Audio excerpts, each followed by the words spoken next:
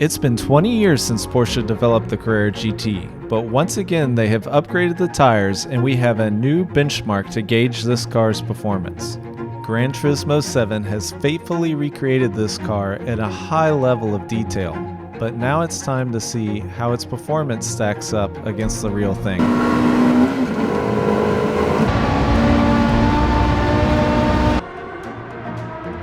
First, let's establish a baseline. We'll set a lap in the stock car and then compare it to the lap set on the new Michelin Sport Cup 2 tires to see how close they are side by side.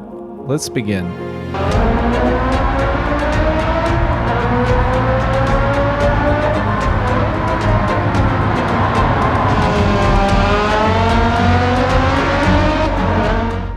Starting this lap in the default car settings with the Sport Hard tires, we can see even just after the first two corners, there's already a noticeable difference in the laps.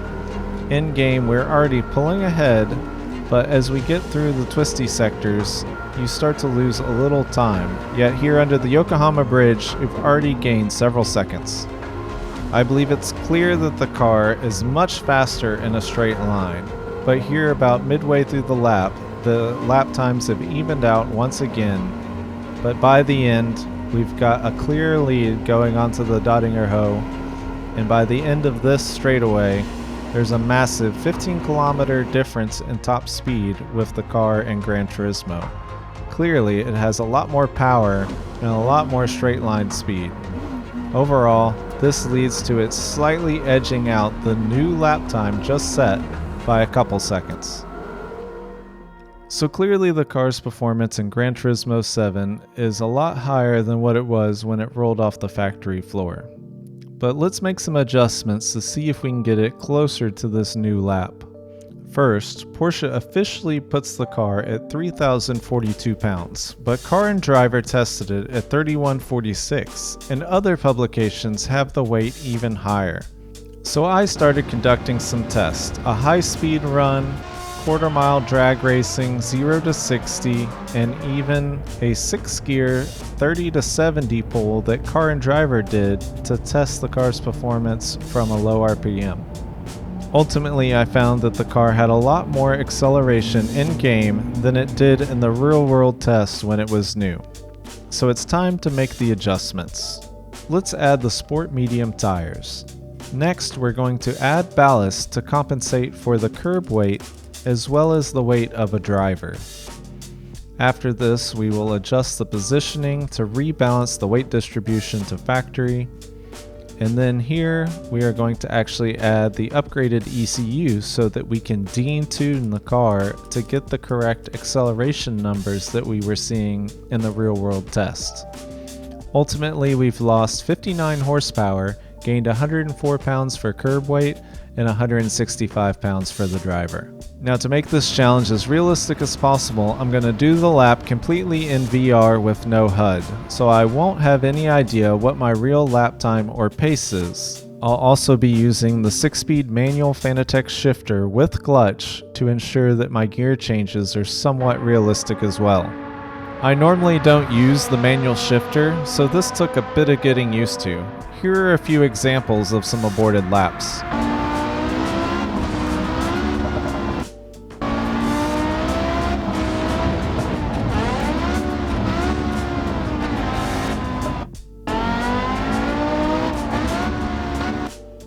After a bit of practice with the manual shifter and clutch, I finally got to where I was comfortable getting through a lap without missing gears. And after a bit more practice, I finally put together this run.